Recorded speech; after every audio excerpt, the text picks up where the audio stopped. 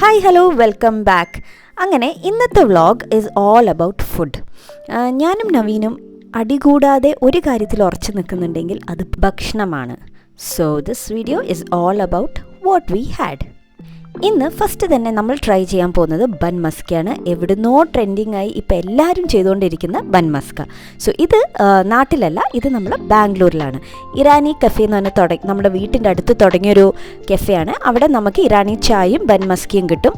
ബൻ Musca എന്ന് പറയുമ്പം പലതരം ബൻ കിട്ടും. മലായി ബൻ കിട്ടും, കോവൈ ബൻ കിട്ടും, പിന്നെന്താ ബൻ മസ്ക കിട്ടും. സോ അങ്ങനെ ഒരു കടയാണ്.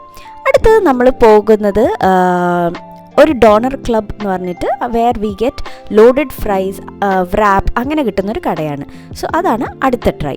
സോ നമ്മൾ കയറി, നമ്മൾ വലിയ കാര്യത്തിന് മെനു നോക്കുന്നുണ്ടെങ്കിലും അവസാനം നമ്മൾ ഓർഡർ ചെയ്യുക കപ്പിൾ മീലിലേക്ക് തന്നെയായിരിക്കും. അവിടെ അതിൽ 2 വ്രാപ്പും ലാർജ് ലോഡഡ് ഫ്രൈസും പിന്നെ ചെറിയൊരു പാക്കറ്റ് ഫ്രൈസും പിന്നെ 2 ഡ്രിങ്ക്സും കിട്ടും.